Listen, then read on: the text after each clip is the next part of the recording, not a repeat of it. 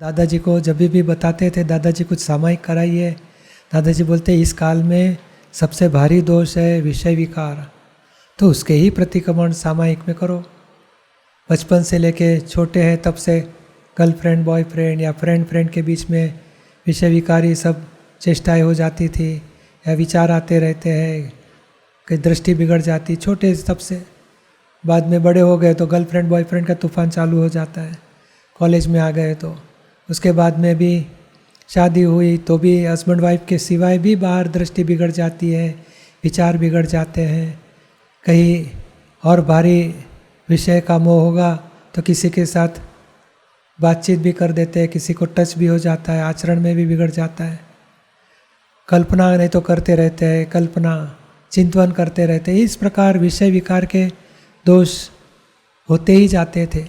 और आज का टाइम ऐसा आया, इंटरनेट, टीवी, ये मूवी सब, और विषय विकार की बात आते ही रहेगी उसमें कुछ न कुछ प्रकार से। और ऐसे विकारी सीन आ जाते हैं तो विकारी भाव हो जाते हैं और भीतर में वृत्तियाँ खुश हो जाती है, ऐसा ही कुछ भुगतना है। तो ये सब दोष के वजह से जब तक विषय विकार के दोष है, हस्बैंड वाइफ के सिवाय बाहर दादाजी बताते अणहक के विषय विचार या दृष्टि बिगड़ गई या वाणी से या आचरण से किसी के साथ व्यवहार हुआ हस्बैंड वाइफ सिवाय बाहर, तो बहुत बड़ा जोखिम है। और आचरण में हुआ तो बहुत बड़ा गुनाह लग जाता है, अधोगति में लेके जाएगा। और विषय विकार खुद ही ऐसा भयानक दोष है कि एक विषय भोग में करोड़ों जीवों की हिंसा हो जाती है। यानी ये जितना संयम में रह सके उतना अच्छा है। बाकी इसमें विषय विकार के हिसाब ऐसे होते हैं कि जितनी बार दृष्टि बिगड़ गई, विचार बिगड़ गए, वो व्यक्ति के साथ हिसाब जॉइंट हो जाता है। प्रतिक्रमण नहीं करेंगे तो हिसाब छूटेगा नहीं। तो ये सबसे भारी दोष इस काल में विषय विकार का है। तो ये दादाजी बताते थे कि हमेशा फ्री टाइम हो गया तो रोज़ सुबह से लेकर रात तक कहीं दृष्टि बिगड़ गई, विचार बिगड़ गए, प्रतिक्रमण करो। हस्बैंड वाइफ में भी विषय विकार, दादाजी बताते हैं बुखार चढ़ा तो दवाई लेने की, और बाद में एक्सेस हो गया तो उसमें भी झगड़े सगड़े सब प्रॉब्लम्स बढ़ जाते हैं। तो ये विषय विकार ऐसा है कि उसके परिणाम में द्वेष झगड़े हो जाते हैं। हस्बैंड वाइफ के सिवाय बाहर लफड़ा हो गया और किसी को मालूम हुआ, हस्बैंड को मालूम वाइफ का लफड़ा है या वाइफ का मालूम हुआ हस्बैंड का लफड़ा है, तो भी कितने झगड़े हो जाते हैं, वैर भाव बन जाता है। तो विषय में से ही कितनी हिंसा है, कितने वैर भाव है, कितना द्वेष भाव है। और विषय में समाधान यानी सुख मानते हैं तो मोह से भी अटैचमेंट बढ़ जाता है। तो राग द्वेष का सबसे बड़ा कारण विषय विकार बन जाता है। और इसी में ही हमें नॉर्मलिटी में आना है और प्रतिक्रमण करके धो डालना है। हस्बैंड वाइफ से बाहर फर्स्ट स्टेप ये लेना है कि हस्बैंड वाइफ के सिवाय बाहर विचार बिगड़े, आचरण बिगड़ा, दृष्टि बिगड़ी, उसको अच्छी तरह धो डालो दिल से पश्चाताप लेके। बाद में हस्बैंड वाइफ में भी नॉर्मलिटी में आ जाओ, एक दूसरे को समाधान रहे, एक दूसरे को दुख न रहे, ऐसे हिसाब पूरा करेंगे। और भी आगे जाना है तो चलो 6 महीने का व्रत लेंगे, 1 साल का व्रत, संयम में आएंगे। कितना आत्मा का सुख का इतना आनंद बढ़ेगा। जितना जितना विषय छूटता है उतना पार भौतिक विषय के सुख छूट गए तो आत्मिक सुख प्रकट हो जाता है। तो सच्चा सुख तो शुद्धात्मा में ही है। ये तो इफेक्ट है और सिर्फ मान्यता है। भ्रांति से लगता है कि इसमें सुख है, सुख है, सुख है। सचमुच सुख है ही नहीं, ये इफेक्ट है। इंद्रियों की इफेक्ट को सुख माना गया है। जैसे खुजली आती है तो उसको सुख मानता है, ऐसा ये सुख है। सच्चा सुख नहीं। सच्चा सुख तो ज्ञानियों का निराकुल आनंद, कोई भी आधार से, कोई भी रिलेटिव सुख की ज़रूरत नहीं पड़ती, ऐसा खुद का आत्मा का आनंद है।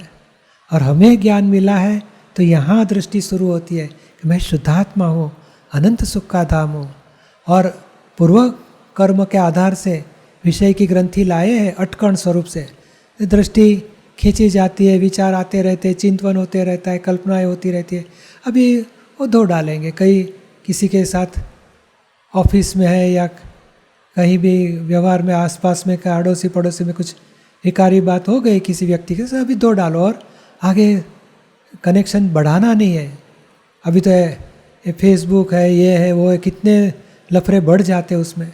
अभी उसमें आगे बढ़ना नहीं, हमें जागृति रखनी है कि विषय विकार के दोष धोए जाएंगे तो 9वां गुंठाना 9th गुंठाना ऊपर चढ़ेंगे और जबरदस्त अनंत समाधि सुख में रह सकोगे। तो विषय के वजह से ही खुद का आत्मा का अनुभव सुख स्पष्ट वेदन रुका गया है। ये विषय विकार छूटे तो अनुभव का, आत्मा का स्पष्ट अनुभव तक हम पहुंच सकते हैं। तो ये दोष को धोना है, इसी लाइफ में निश्चय करना चाहिए कि विषय की ग्रंथि हम खत्म करके मोक्ष मार्ग में आगे बढ़े। और दूसरे बहुत थोड़ा सा लोभ की ग्रंथि का हिसाब रहेगा, वो छूट गया तो केवल ज्ञान आएगा और केवल ज्ञान के बाद मोक्ष आएगा। तो विषय की ग्रंथि कभी न कभी कोई अवतार में भी खत्म तो करनी ही पड़ेगी। तो फिर इसी जन्म में, इसी लाइफ में क्यों हम निश्चय दृढ़ करें कि ये विषय की ग्रंथि खत्म करके ही रहेंगे। भले एक दिन में, ऐसा नहीं है कि हस्बैंड वाइफ का संबंध काट डालो, मगर समाधान पूर्वक उसका संभाव से निकाल करो। और भीतर में खुशी मनाने जैसा नहीं, ये फाइल है, हिसाब पूरा करके छूटने जैसा है। धीरे धीरे ये निश्चय करेगा। फर्स्ट स्टेप में हस्बैंड वाइफ सिवाय बाहर के दोष को धो डालेंगे। सेकंड स्टेज में हस्बैंड वाइफ में भी धीरे धीरे धीरे समाधान पूर्वक हिसाब पूरा करके संयम में आना है। और उसके लिए दादाजी की ब्रह्मचर्य की 2 किताबें भी हैं। समझना है, उसमें कोई कंट्रोल की बात है ही नहीं, सिर्फ समझ बदली करना है कि इसमें सच्चा सुख कहाँ है, इंद्रिय सुख का क्या परिणाम आता है और क्यों ऐसे विषय विकार के दोष हो गए, इसके कारण क्या है, उसके परिणाम क्या है और कैसे उसमें से मुक्त हो सकते हैं। आज की सामायिक में हम इस प्रकार लेंगे, बचपन से लेकर आज तक विषय विकारी दोष, इच्छाएं, चेष्टाएं, विचार संबंधी दोष किसी व्यक्ति, हस्बैंड वाइफ के सिवाय किसी के प्रति भी हो गए हैं, तो सबको एक एक व्यक्तियों को याद करके उसके प्रति जो भी दोष हुए सबकी माफ़ी मांगते जाएंगे उन्हीं के शुद्धात्मा के पास कि निर्विकार रहने की शक्ति हो दो। ये शरीर के प्रति मोह भाव से विकारी भाव हो गए, उसके लिए क्षमा चाहते हैं, क्षमा करो, ऐसी गलती नहीं करने की शक्ति दो। दूसरी व्यक्ति लेने की, तीसरी व्यक्ति लेने की, बचपन से लेकर आज तक। और जितनी भी सामायिक हो गई, कुछ आधी हुई, पौनी हो गई, तो दूसरा बैलेंस है, दूसरी बार सामायिक करेंगे। और ये दोष धोने जैसा है, ये अटकन टूट जानी चाहिए। ये टूट जाने से अनंत समाधि सुख अनुभव में आएगा। तो ये आज हम सामायिक में लेते हैं।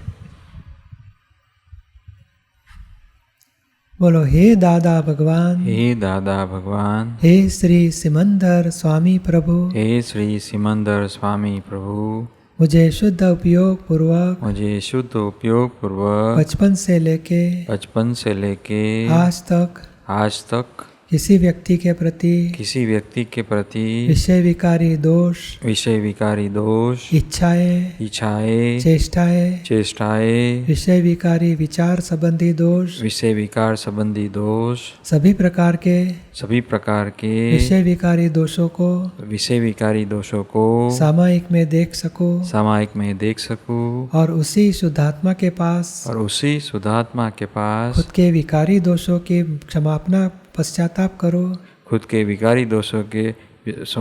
पश्चाताप करूं। ऐसे सामायिक करने की शक्ति दो, जुदापन की जागृति रख के सारे जिंदगी के विषय विकारी दोष को जुदा देखो, ऐसी सामायिक करने की शक्ति दो।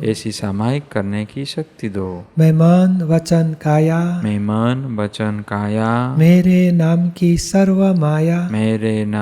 सर्व माया भाव कर्म द्रव्य कर्म नो कर्म हे दादा भगवान आप प्रगट परमात्मा स्वरूप प्रभु के सुचरणों में समर्पित करता हूँ।